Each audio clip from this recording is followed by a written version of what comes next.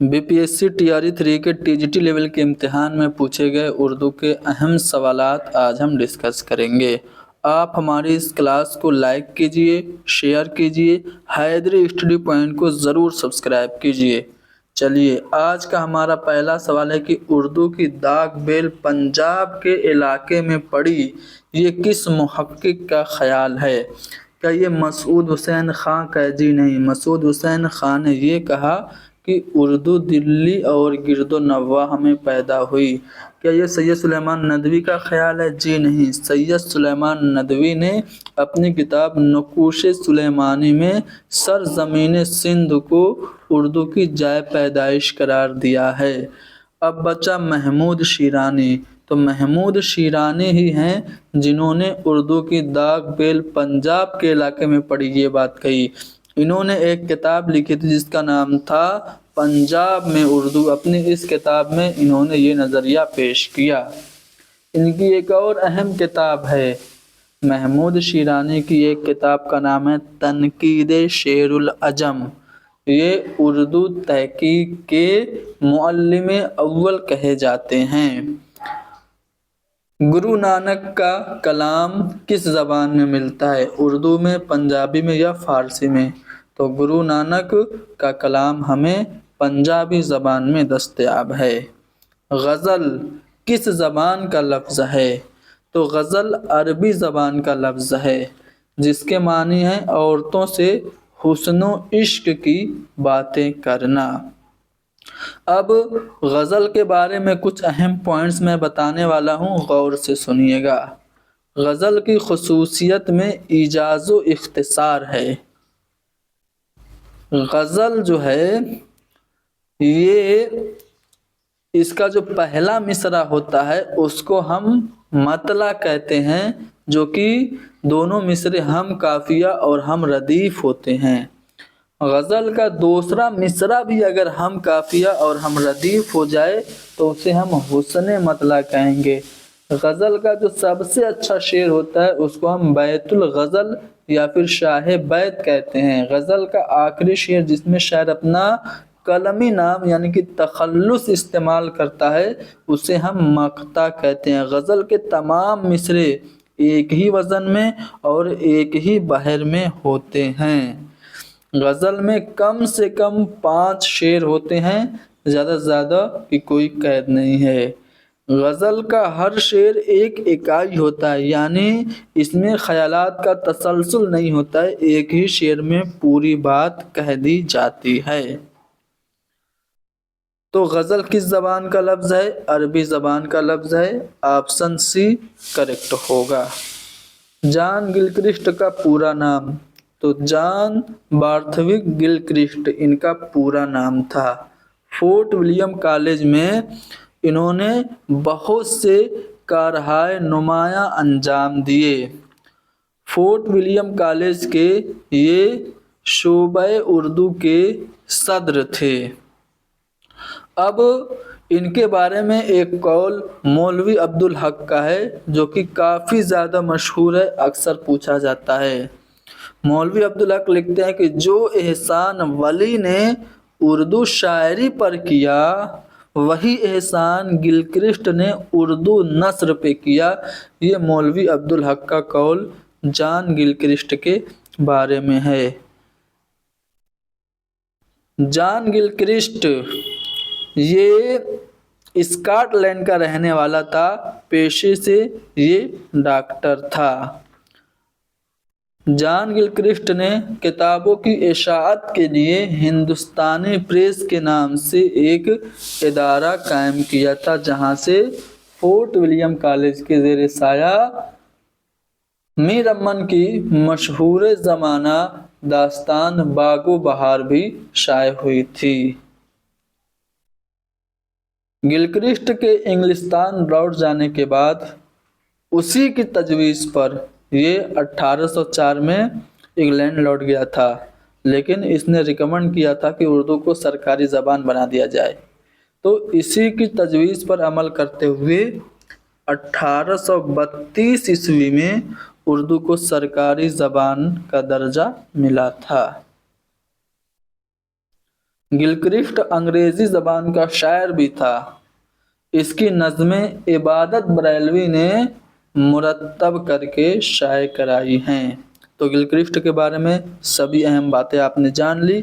Question number 75 पे आते हैं। रेख्ता के इब्तिदाई नकूश किसके यहाँ मिलते हैं? तो रेख्ता के इब्तिदाई नकूश हमें वली के यहाँ मिलते हैं। वैसे तो रेख्ती होना चाहिए था। रेख्ती के मुजिद या फिर रेख्ती सबसे पहले किसने कही? तो हाशमी बीजापुरी ने। ठीक है, अब हम देखेंगे कि ऑफिशियल आंसर की में इसका जवाब क्या माना है। रेख्ता वो तो उर्दू ज़बान का इब्तिदाई नाम है। रेख्ती एक सिनफ़े सुखन है जिसमें शायर औरतों की ज़बान में अपने ख़यालात का इजहार करता है। तो इस लिहाज से देखा जाए तो वली भी नहीं होंगे, फ़ाइज़ भी नहीं होंगे और मज़मून भी नहीं होंगे। मोहम्मद हुसैन आज़ाद के मुताबिक रेख्ता के मुअज्जिद रंगीन हैं, जबकि हाशमी बीजापुरी को असल में रेख्ती का मुअज्जिद माना जाता है। रेख्ता नहीं, रेख्ती। ठीक है, रेख्ती के मुअज्जिद हाशमी बीजापुरी हैं, इसलिए हमारा ऑप्शन ई दुरुस्त हो जाएगा। इस्लाह ज़बान की तहरीक रद्द अमल क्या है? इस्लाह ज़बान की तहरीक के रद्द अमल में जो तहरीक शुरू हुई थी, किसके रद्द अमल में इस्लाह ज़बान की तहरीक शुरू हुई थी? तो ईहाम गोई के ख़िलाफ़ इस्लाह ज़बान की तहरीक शुरू हुई थी। सबसे पहले किसने ईहाम गोई के ख़िलाफ़ आवाज़ बुलंद की थी? तो मिर्ज़ा मज़हर चाने जाना ने। उर्दू में ईहाम गोई का रिवाज सबसे ज़्यादा मोहम्मद शाही ज़माने में हुआ था। उर्दू में ईहाम गोई हिंदी शायरी के असर आई है। मोहम्मद हुसैन आज़ाद कहते हैं कि उर्दू में ईहाम गोई को हिंदी दोहों की असास पर फ़रोग़ हासिल हुआ। तो इस्लाह ज़बान की जो तहरीक है वो ईहाम गोई के ख़िलाफ़ ही हुई थी। ईहाम गोई के रहनुमा शाह मुबारक आबरू माने जाते हैं।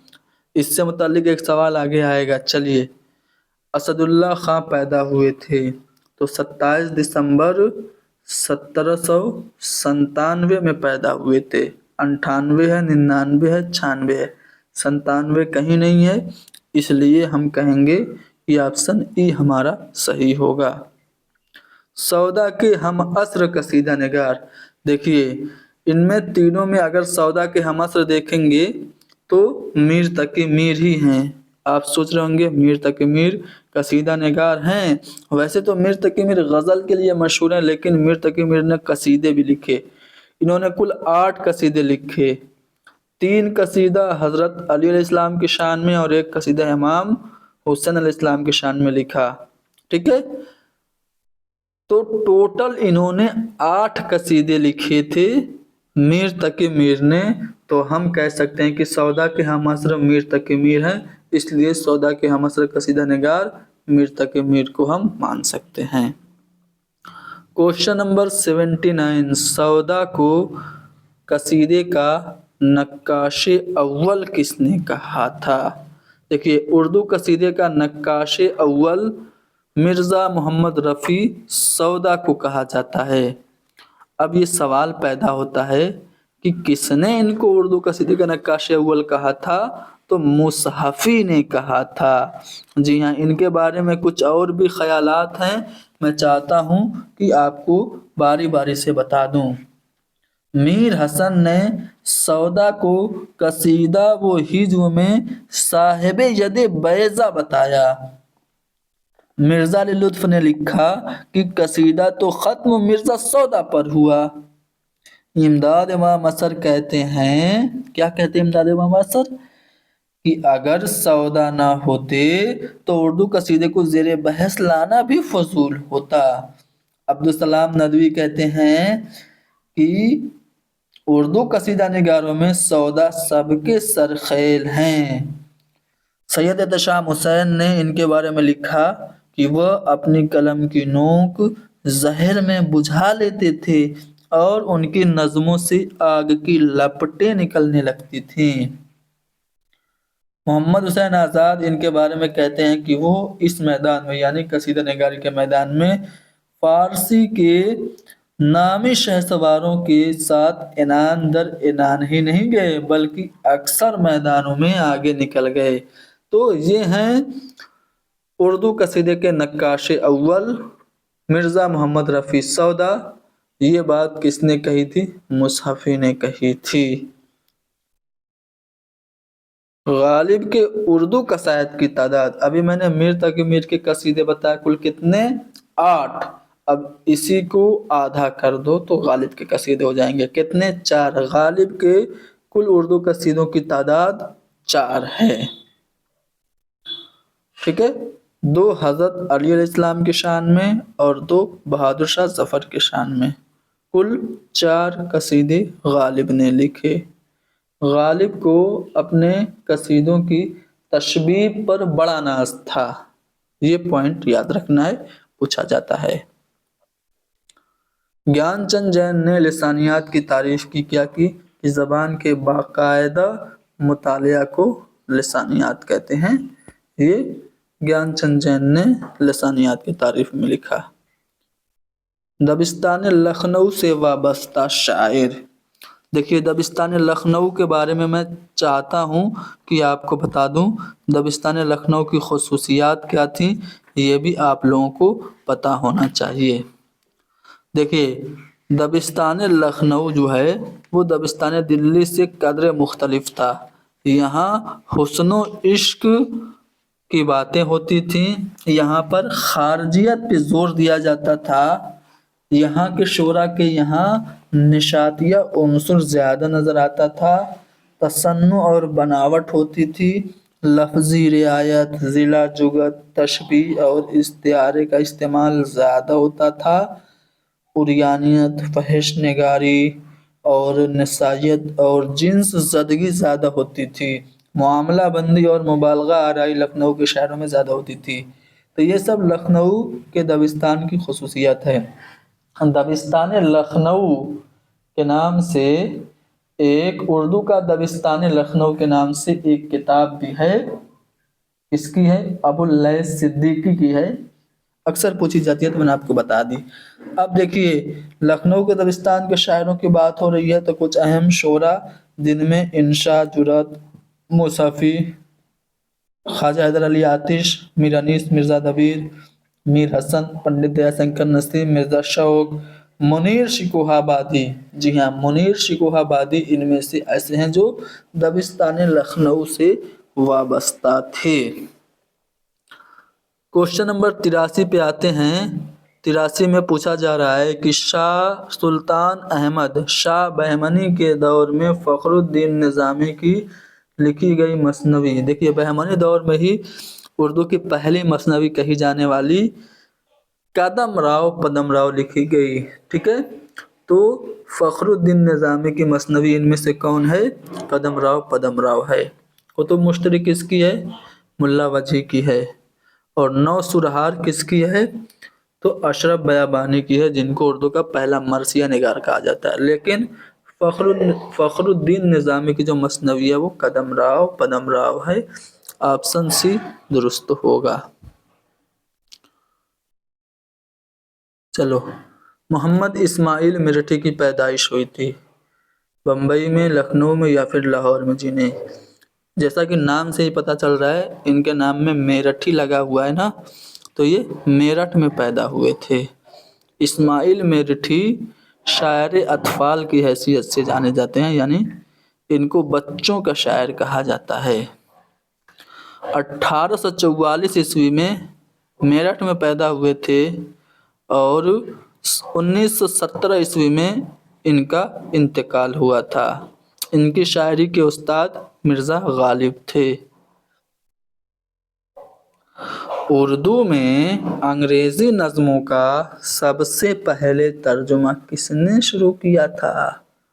تو اردو میں انگریزی نظموں کا سب سے پہلے اسماعیل میرٹھی نے ہی ترجمہ شروع کیا تھا۔ اسماعیل میرٹھی کی ویسے تو بہت ساری نظمیں ہیں، جس میں اہم نظموں میں خدا کی صنعت، آثار سلف، یہ دونوں بہت زیادہ امپورٹنٹ ہیں۔ نذیر کا پورا نام، نذیر اکبر آبادی کا پورا نام کیا ہے؟ ولی محمد۔ ولی محمد یہ کہاں پیدا ہوئے تھے؟ تو کیا اکبر آباد میں پیدا ہوئے تھے جیسا کہ نام سے پتہ چل رہا ہے؟ بولیے۔ جی نہیں، یہ دلی میں پیدا ہوئے تھے۔ آپ اسماعیل میرٹھی کی طرح یہاں پہ کنفیوز مت ہو جائیے گا۔ نذیر اکبر آبادی کا پورا نام ولی محمد، یہ دلی میں پیدا ہوئے تھے۔ چلو، مفلسی، آدمی نامہ، بنجارہ نامہ، ہولی، دیوالی، دارالمکافات، مہادیو جی کا بیاہ جیسی اہم نظمیں انہوں نے لکھی۔ ان کی نظموں کا جو موضوع ہوتا تھا وہ ہندوستان کی گنگا جمنی تہذیب یعنی مشترکہ تہذیب ہوا کرتا تھا۔ سب سے زیادہ متروک الفاظ انہوں نے اپنی شاعری میں استعمال کیے۔ ان کا کوئی بھی استاد نہیں تھا۔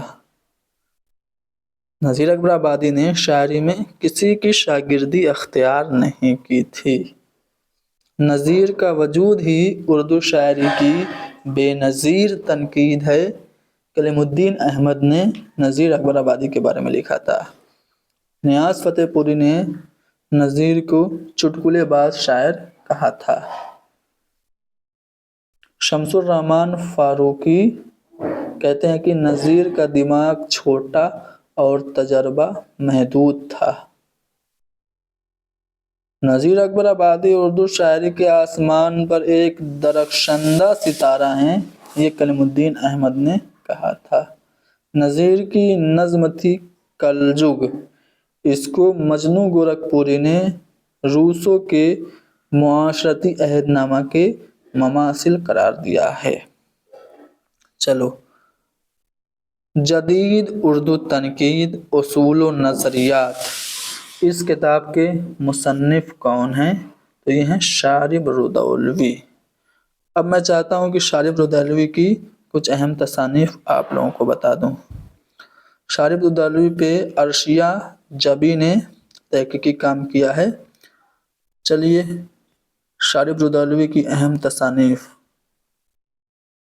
مراثی انیس میں ڈرامائی عناصر، گل صدرنگ، افکار سودا، جگر اور شخصیت، مطالعہ ولی، تنقیدی مطالعے، اردو مرثیہ، آزادی کے بعد دلی میں اردو تنقید، انتخاب غزلیات سودا، معاصر اردو تنقید، مسائل و میلانات، تنقیدی مباحث، مرثیہ اور مرثیہ نگار۔ انہوں نے اسرار الحق مجاز کا مونوگراف لکھا تھا۔ تنقیدی عمل ان کے مضامین کا مجموعہ ہے۔ ترقی پسند شعری فکر اور اردو شعرا ان کی کتاب ہے۔ دشت جنوں ان کی کتاب ہے۔ ان کے خود نوشت کا نام ہے نہ ابتدا کی خبر ہے نہ انتہا معلوم، یہ شارب رودولوی کی خود نوشت ہے۔ یہ ان کی سب سے اہم کتاب ہے، جدید اردو تنقید، اصول و نظریات۔ اس پر انہوں نے اپنی پی ایچ ڈی کی تھی۔ اب تک 8 ایڈیشن اس کے شائع ہو چکے ہیں۔ پہلا ایڈیشن 1968 عیسوی میں شائع ہوا تھا۔ تو شارب رودولوی کے بارے میں سبھی اہم باتیں میں نے آپ کو بتا دی۔ ان کی کتاب کا نام ہے جدید اردو تنقید، اصول و نظریات، یعنی کہ آپشن اے درست ہوگا۔ چہرہ اور رجز یہ کس صنف کے حصے ہیں؟ تو چہرہ، سراپا، رخصت، آمج، رجز، جنگ، شہادت اور بین، یہ سب اجزائے ترکیبی مرثیہ کے ہیں۔ اودھ پنچ کی اشاعت کس سن میں ہوئی تھی؟ तो अवध पंच लंदन पंच के तर्ज पे निकलता था। हफ्तवार ये अखबार था। मुंशी सज्जाद हुसैन ने 1877 ईस्वी में इसको लखनऊ से जारी किया था। तो अवध पंच की इशाअत 1877 ईस्वी में हुई थी। ऑप्शन बी करेक्ट होगा। जैदपुर का पीर ये अफसाना है, किसका है? तो अजीम बेग चुगताई का है। अजीम बेग चुगताई ये भाई हैं इस्मत चुगताई के। इस्मत चुगताई ने इनका खाका लिखा था दोज़खी के नाम से। अजीम बेग चुगताई की दीगर तसानीफ में शरीर बीबी, कुलतार खानम और कुरान और पर्दा ये भी इनकी एक अहम किताब है। तो अजीम बेग चुगताई आपने जान लिया। भाई हैं इसके इस्मत चुगताई के। उर्दू शायरी पर एक नज़र ये किताब किसकी है? उर्दू शायरी पर एक नज़र कलीमुद्दीन अहमद की किताब है। इनकी दीगर तसानीफ उर्दू तनकीद पर एक नज़र, उर्दू ज़बान और फ़न दास्तान गोई, सुखन हाय गुफ्तनी, अमली तनकीद, अदबी तनकीद के उसूल, मेरी तनकीद एक बाज़दीद, कदीम मगरबी तनकीद, इकबाल एक मुतालिया, तनकीद की भूल भुलैया, अपनी तलाश में, तहलील नफ्सी और अदबी तनकीद, मीर अनीस एक शायर। ये सब तसानीफ जो मैंने अभी आपको वर्बली सुनाई कलीमुद्दीन अहमद की थी। ड्रामा है सफ़ेद खून, ये किसका है? अहमद शुजा का है, आबिद इश्तियाक का है या फिर इश्तियाक हुसैन का है? आबिद हुसैन का एक ड्रामा पर्दा गफलत है, लेकिन हमसे ड्रामा सफ़ेद खून पूछ रहा है, तो ये किसका है? आगा हश्र काश्मीरी का है। आगा हश्र काश्मीरी का ड्रामा है सफ़ेद खून। आगा हश्र काश्मीरी उर्दू ड्रामे के शेक्सपियर कहे जाते हैं। आफ़ताब मोहब्बत इनका पहला ड्रामा 1897 ईस्वी में शाये हुआ था। क्वेश्चन नंबर 96, रुबाई में मिसरों की तादाद। तो रुबाई जैसा कि नाम से ही पता चल रहा है, रुबा के माने होते हैं चार के, तो इसमें चार मिसरे थे। इसको दो बैती या फिर तराना भी कहा जाता है।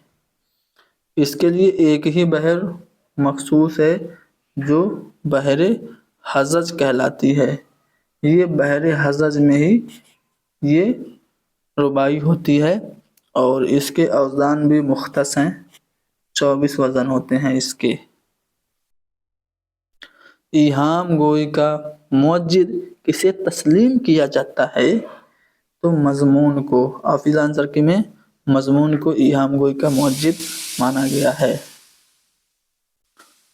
क्वेश्चन नंबर 98, मुकद्दमा शेर व शायरी को उर्दू शायरी का पहला मैनिफेस्टो किसने करार दिया? मुकद्दमा शेर व शायरी ये है क्या उर्दू तनकीद की पहली किताब है। 1897 में ये शाये हुई थी। ये हाली की तनकीदी किताब है। इसमें हाली ने अपने तनकीदी नज़रियात पेश किए थे। इस किताब को उर्दू शायरी का पहला मैनिफेस्टो करार दिया है आले अहमद सरूर ने। ऑप्शन बी दुरुस्त होगा। जोश की आप बीती का नाम, यादों की बारात ये जोश मलियाबादी की खुद नविश्त है। हयात सादी ये क्या है? हाली ने लिखी थी शेख सादी की सवाने हयात। और हयात जावेद ये भी हाली ने लिखी, किसकी? सर सैयद की सवाने हयात। ठीक है। और जोश की आप बीती है यादों की बारात। चलिए आखिरी सवाल है, आप इसका जवाब दीजिए। जामिउल कवायद के मुसन्निफ कौन हैं? देखिए जामिउल कवायद हिस्से सर्फ के नाम से अबुल्ला सिद्दीकी ने एक किताब लिखी थी। जामिउल कवायद हिस्से नहव के नाम से गुलाम मुस्तफ़ा की एक किताब है।